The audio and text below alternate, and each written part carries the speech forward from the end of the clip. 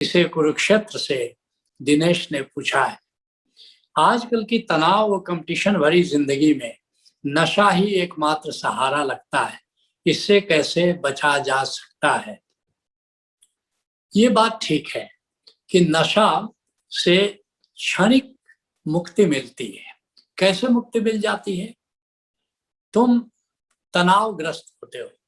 तनावग्रस्त होते हो तो किस तल पर होता है? मन के तल पर होते हैं।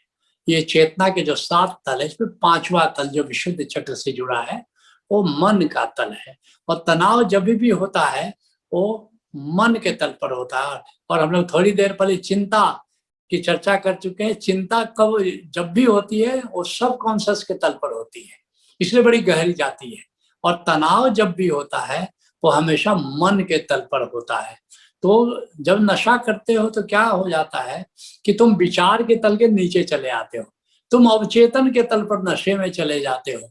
और जैसा मैंने पहले भी बताया कि वास्तव में जो हमारा ये सब कॉन्शियस है वो 2 चीजों को स्वीकार नहीं करता। और तनाव के लिए 2 चीजें चाहिए, होगा कि नहीं होगा, होगा कि नहीं होगा। लेकिन सब कॉन्शियस 2 चीजों को स्वीकार नहीं करता, बल्कि नहीं को स्वीकार जल्दी नहीं कर पाता। तो तनाव जब नशा करते हो तो अवचेतन में चले जाओगे और वो एक चीज को ही स्वीकार कर सकता है, तो तनाव तो नहीं होगा। चिंता वहां हो सकती है, लेकिन तनाव के लिए हमेशा 2 चीज चाहिए।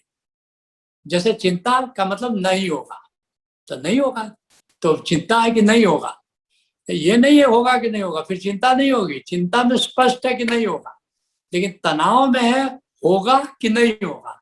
होगा ये डिसीजन ले या नहीं ले, फाइट और फ्लाइट, ये अब तनाव हो गया। लेकिन जब सबकॉन्शियस में जाओगे फाइट तो फाइट, बस हो गया।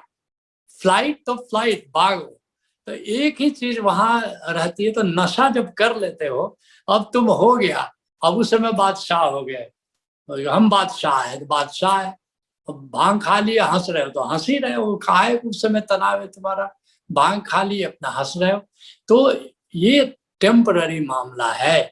और इसीलिए तुम देखोगे कि बहुत सारे लोग नशे में फंस जाते हैं और वे सोचते हैं कि नशा कर लेंगे, शराब पी लेंगे, भांग खा लेंगे, गांजा पी लेंगे तो तनाव से मुक्त होगे। लेकिन थोड़ी देर के लिए होगे और स्वास्थ्य पर उसका बुरा असर भी पड़ेगा।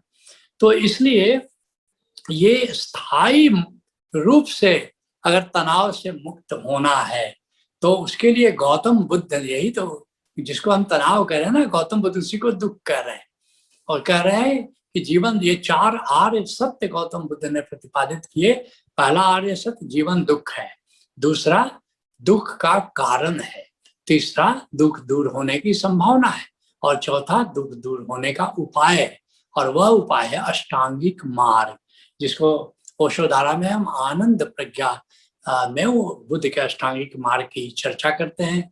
तुम सब जानते हो कि इसमें 8 आयामों की हम चर्चा करते हैं। और उस 8 आयामों को अगर ठीक से समझ लोगे, जो सम्यक दृष्टि है, सम्यक जागृति है, सम्यक कर्म है, सम्यक संबंध है, जिसको सम्यक जीवन भी बोलते हैं, सम्यक संबंध है, सम्यक वाणी है, सम्यक संकल्प है, सम्यक स्वीकार है और सम्यक ध्यान है।